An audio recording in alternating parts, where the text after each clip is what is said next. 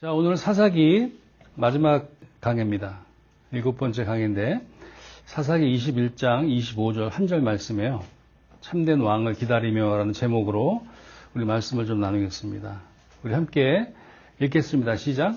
그때 이스라엘에 왕이 없으므로 사람이 각기 자기의 소견에 옳은 대로 행하였더라. 오늘 이 한 절의 말씀을 갖고 좀 나누겠습니다. 여러분, 우리가 나눴던 대로 사사기는 이스라엘 백성이 반복해서 죄를 짓고 고통받고 부르짖고 다시 구원받는 이야기의 연속입니다. 그런데 이 사사기가 끝나는 오늘 21장, 이 마지막 장에 기록되어 있는 이 말씀을 보면 그럼에도 불구하고 이 이스라엘 백성은 하나님을 찾기보다는 자기를 따라 살아갔어요. 그리고 성경은 그 시대의 비극을 한 문장으로 정리한 게 바로 이 말씀이에요. 그때 이스라엘의 왕이 없으므로 사람이 각기 자기의 소견에 옳은 대로 행하였더라.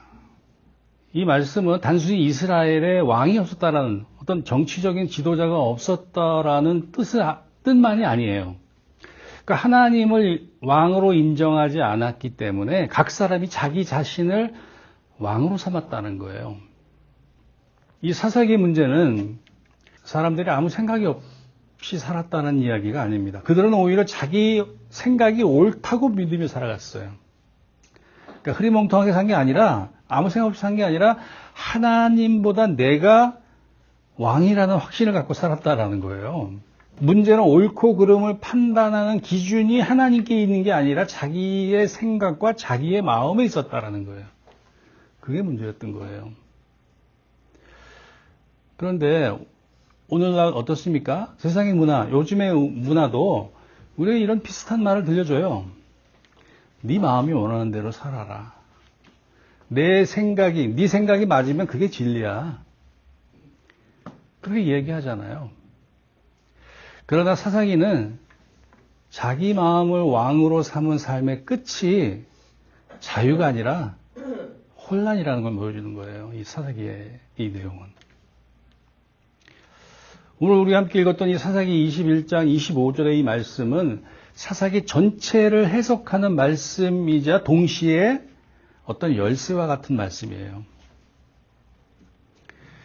이스라엘의 반복되는 타락과 갈등의 폭력의 근원적인 그 원인은 외부의 적에 있지 않았어요. 그들이 가장 심각한 문제는 하나님이 계시면서도 하나님 없는 사람처럼 살아갔다는 거예요. 여러분, 사사기 20장, 21장을 읽어보신 분이 계신지는 모르겠는데 레위인의 첩의 얘기가 나와요. 이건 목사들이라면 이 가장 설교하기 어렵고 설교를 피해가려는 본문 중에 하나예요. 레위인의 첩이 참혹한 일을 당하죠. 그래서 그 레위인이 자기의 첩을 토막을 칩니다. 그래가지고 그 토막을 각 지파에 보내요.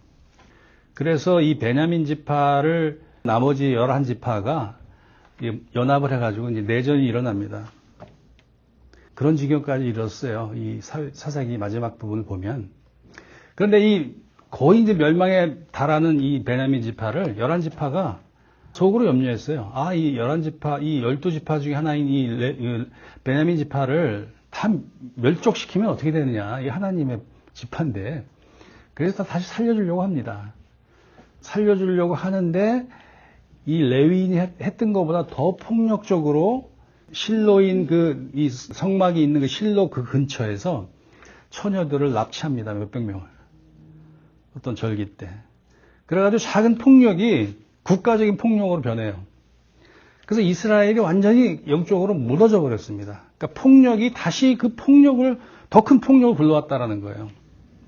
그런데도 하나님의 이름을 불렀어요, 그들은. 여러분, 지지난주에 우리가 미가 얘기를 다뤘잖아요. 자기 집에 신당을 만들고 자기 원하는 방식대로 제사장을 세웠어요. 여러분, 단지파는요, 그 미가가 세운 산당에 있는 신상을 가져다가 자기 지파의 어떤 중요한 종교적인 어떤 그런 장소로 선택했어요. 그리고 조금 아까 말씀드렸던 이 베냐민 지파의 사건에서는 하나님의 백성이 이방 민족보다도 더 참혹한 죄를 저질렀어요. 그런데 그럼에도 불구하고 그들은 자기들이 잘못 가고 있다라고 생각하지 않았어요. 그냥 자기의 형편에 따라서, 자기의 상황에 따라서 그냥 살았어요. 그것이 바로 오늘 본문 말씀인 각기 자기의 소견에 옳은 대로 행하였다. 이 말씀의 의미예요. 죄는 언제나 악한 모습으로 우리한테 뿔 달고 달려오지 않아요.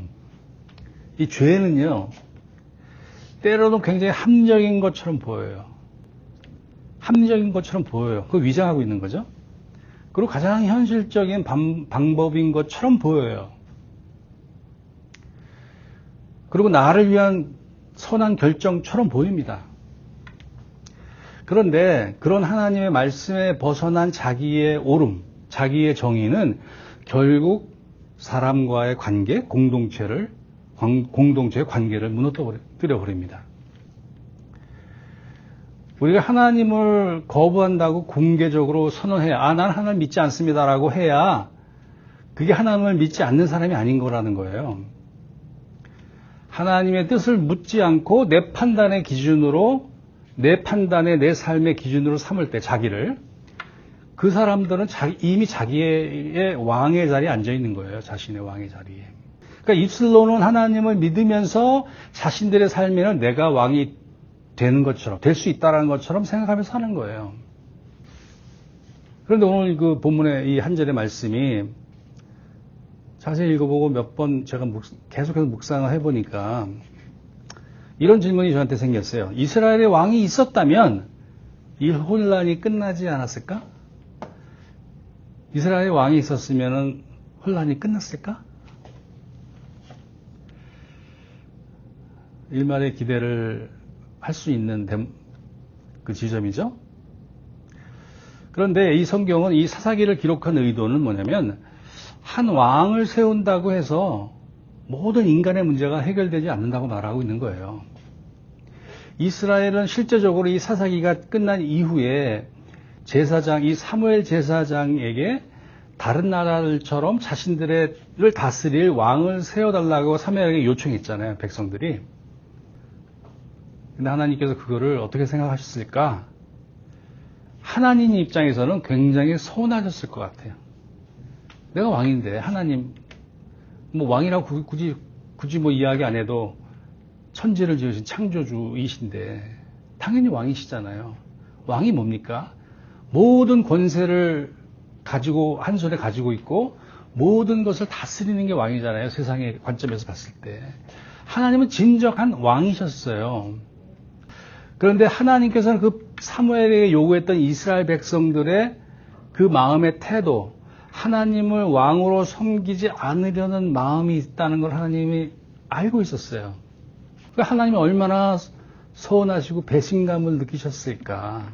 사무엘상 8장에 보면 하나님은 그럼에도 불구하고 그들을 버리지 않으셨어요. 원하지 않으셨지만 왕을 세우는 것을 허락하셨잖아요. 그래서 이스라엘의 가장 뿌리 깊은 문제는 왕의 부재가 아니었어요.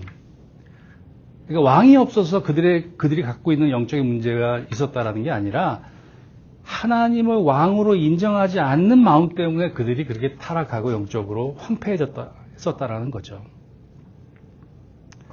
여러분, 하나님을 떠난 인간은요, 왕이 있어도 타락하고 없어도 타락합니다. 왕이 없는 시대에는 각 사람이 자기 소견대로 행했다라고 지금 말하고 있잖아요. 하나님이 허락하셔서 왕을 세웠는데 그 이유는 어떻게 되느냐? 왕 자신이 자기 소견대로 살기 시작했어요. 왕들이 자기 소견대로 행하기 시작했어요. 그래서 한 사람의 죄가 이제는 한 나라 전체를 무너뜨리는 죄가 되었다라는 거예요. 사울은 백성을 인정했어요. 그러니까 백성을 하나님 말씀보다 더 두려워했어요. 다윗이 골리앗을 무찔렀을 때, 다윗이 돌아올 때 백성들이 뭐라 그랬어요? 사울은 천천히요, 다윗은 만만히요. 그러니까 이 사울왕은 자기가 왕이라는 것을 잃어버리고 그 그 다윗에 대한 질투, 그 백성들의 그 마음을 읽고 하나님보다 백성을 더 두려워했어요. 그래서 다윗을 그렇게 제거하려고 했잖아요. 여러분 솔로몬 아시죠? 솔로몬. 아주 지혜의 왕입니다. 근데 결국 그 지혜의 왕이 어떻게 됐어요? 결국 우상과 욕망에 마음을 뺏겼어요. 나라가 두 쪽이 나잖아요. 그 솔로몬의 아들들 그 후손들이 대대로 권력과 탐욕과 우상에 자유롭지 못했어요. 인간의 통치는 어떤 질서는 만들 수 있어요. 질서. 근데 인간의 마음을 새롭게 할 수가 없어요. 이 사람들이 법을 만듭니다. 법을 만들고 행동을 통제하고 제한해요. 그래서 범죄를 막고. 그런데 그 법이 사람의 마음을 변화시키지 못해요. 여러분, 여기도 뭐 우리가 살고 있는 지도자도 마찬가지고 어느 곳을 가도 교도소가 있잖아요. 이 교도소는 누가 갑니까? 죄를 진 사람이 가잖아요. 합법적인 절차를 밟아서. 근데 그 교도소를 한번 들어갔다 나오면 다시 교도소로 가는 재범률이라고 그러죠. 재범률. 그게 몇 퍼센트 되는 줄 아세요, 여러분? 한번 교도소에 갔다 온 사람은요, 다시 교도소로 갈 수 있는 가능성이 70%가 넘어요. 그러니까 인간이 만든 법은요, 사람을 새롭게 할 수가 없어요. 통제는 할 수 있다고 보여져요. 그러나 사람을 새롭게 만들 수가 없습니다. 우리도 때로는 좋은 지도자를 만나요. 좋은 제도가 세상을 구원할 거라고 생각을 해요, 우리는. 좋은 법을 만들고 좋은 이런 그 법안을 마련해가지고 그런 거를 만들어서 사람들을 좀 편하게 살고 잘 살고 안전하게 살 수 있다라고 기대하지만 사실은 그렇지 않아요. 세상을 구원할 거라고 상상하지 마십시오, 여러분. 인간은 세상을 구원할 수가 없어요. 세상의 왕은요, 결국 환경은 바꿀 수 있어도 사람의 본성은 바꿀 수가 없어요. 여러분, 우리 자신도 마찬가지입니다. 우리가 충분히 지식과 능력과 의지만 있으면은 내가 내 자신을 잘 다스릴 수 있다고 생각하십니까, 혹시? 우리는 아무리 우리가 지혜가 있고, 우리가 아무리 똑똑하고 많이 배우고 해도 우리 자신 스스로는 우리의 삶을 잘 다스릴 수가 없어요. 그렇기 때문에 우리는 우리 스스로도 그렇게 생각을 해야 돼요. 우리는 스스로 우리를 선하게 참되게 살 수 없다라고 이야기하고 인식하고 있어야 돼요. 누구도 권력을 요만한 권력을 가지고 있는 사람도 결국은 자기 욕망의 포로가 되고 맙니다. 이 권력은요, 굉장한 파워를 가지고 있지만 굉장히 위험한 거예요. 여러분, 아무에게도 지배받지 않는다라는 것. 그러니까 아무에게도 지배받지 않는다라는 것이 자유가 아니에요. 내가 왕이 되면 아무도 자기 왕에게 뭐라고 할 사람이 없잖아요. 근데 그 자유를 갖는, 그것이 진정한 자유가 아니라는 거예요. 그러니까 인간은 독립적인 존재로는 살 수가 없는 거예요. 그러니까 하나님을 섬기지 않고 하나님을 믿지 않으면 우리는 결국 성공과 인정, 두려움, 욕망 이런 걸 섬기게 돼 있어요. 여러분, 우리가 하나님을 믿지 않고 예배도 드리지 않고 말씀도 오지 않고 그냥 그저 그런 세상 사람처럼 사는 사람이라고 가정하면 우리의 바람은 뭘까요? 세상에 성공일 수밖에 없잖아요. 거기로 달려가는 거예요. 권력, 명예, 부 이런 걸 쫓아갈 수밖에 없는 사람인 거예요, 우리는. 그런데 우리가 하나님을 믿기 때문에 우리의 존재를 깨닫게 되었잖아요. 우리가 어떤 존재라는 걸 우리 깨닫게 되었잖아요. 그런데도 세상은요, 아직도 왕이 되려고 합니다, 사람들이. 그러니까 자기의 마음속에 있는 왕을 섬기고 있는 거예요. 여러분, 이 사사기가 끝나면 이제 룻기가 시작이 됩니다, 룻기. 룻기에 나오는 그 룻기가 마지막 다윗의 이름으로 끝이 나요, 그 룻기가. 그런데 혼란의 시대 가운데 이 사사기를 지나고 하나님께서 참된 왕의 길을 준비하고 계셨는데 그 왕이 다윗이었어요. 이 다윗은 굉장히 이스라엘 역사의 중요한 왕입니다.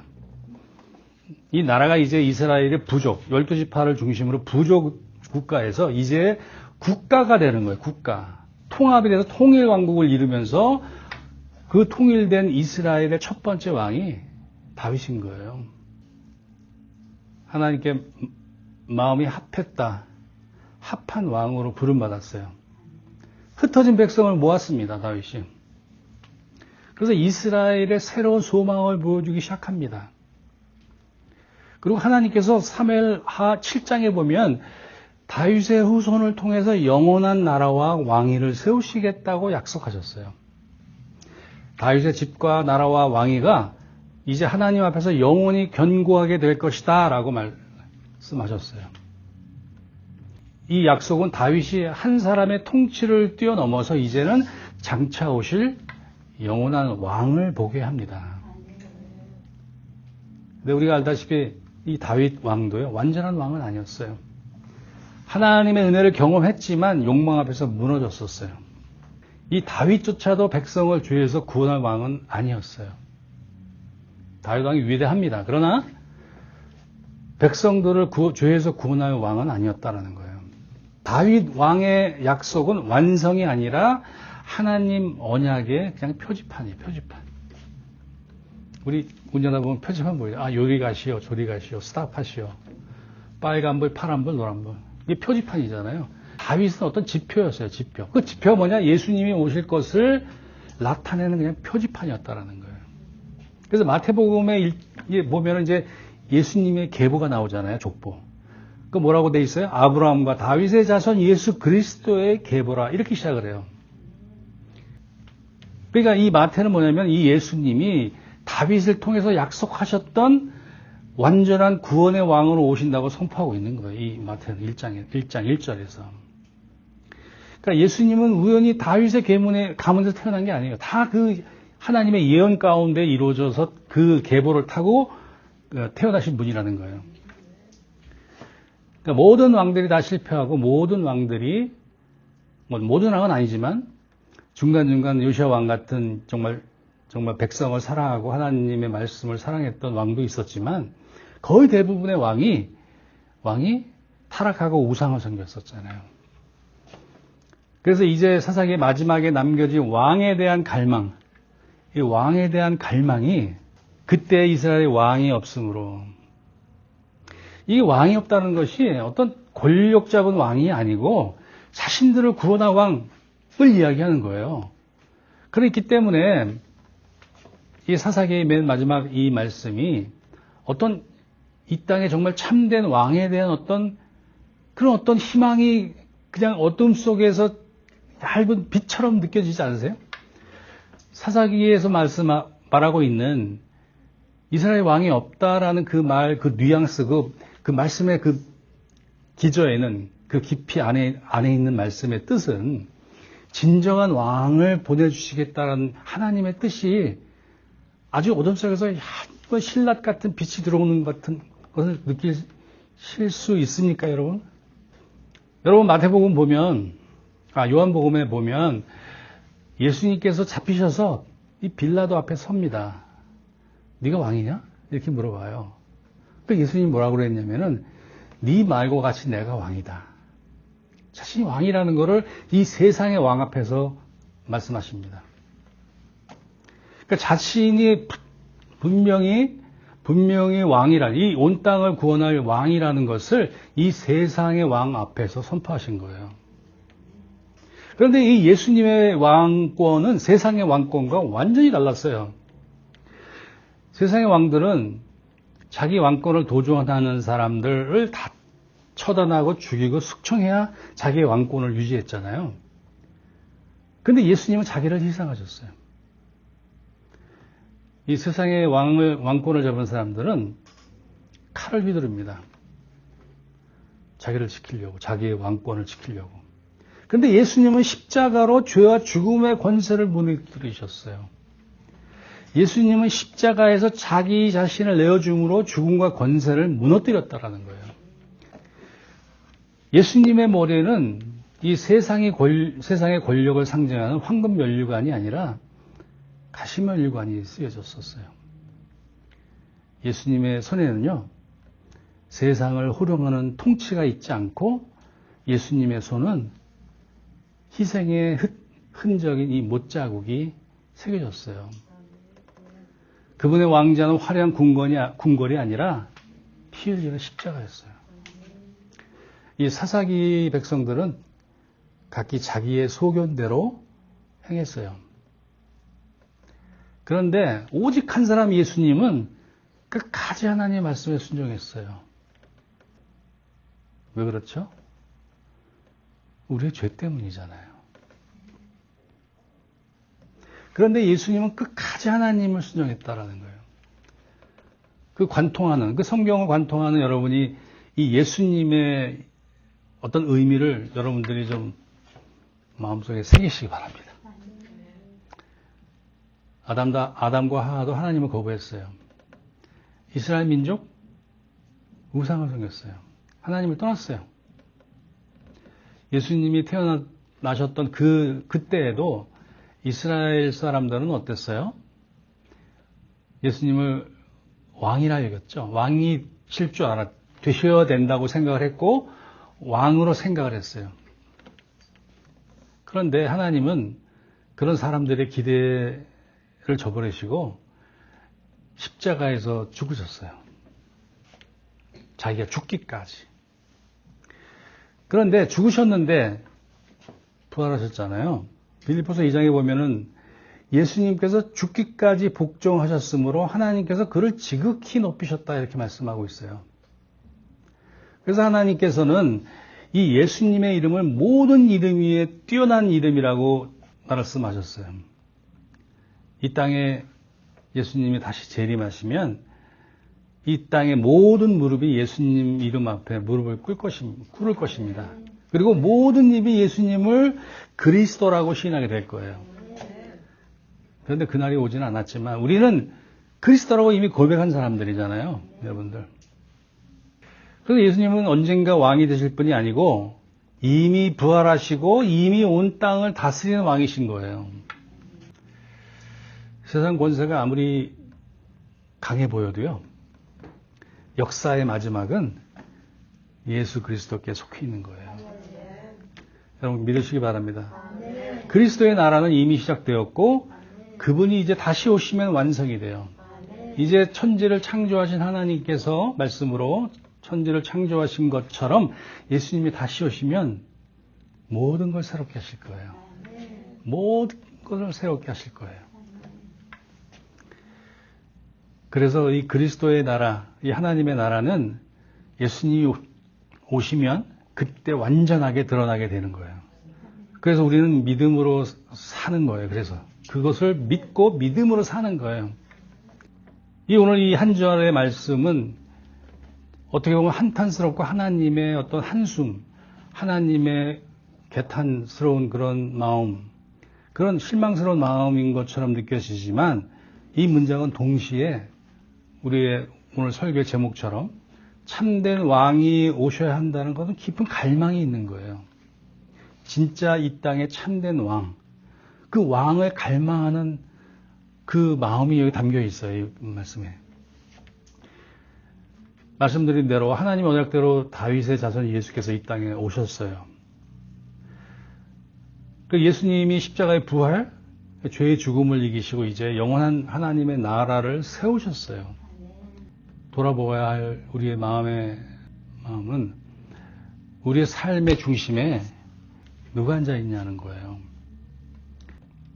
우리는 다시 참된 왕이신 예수 그리스도의 은혜로운 다스림을 바라보아야 해요. 우리는 다시 십자가를 바라보아야 합니다. 다시 십자가를 바라보아야 합니다.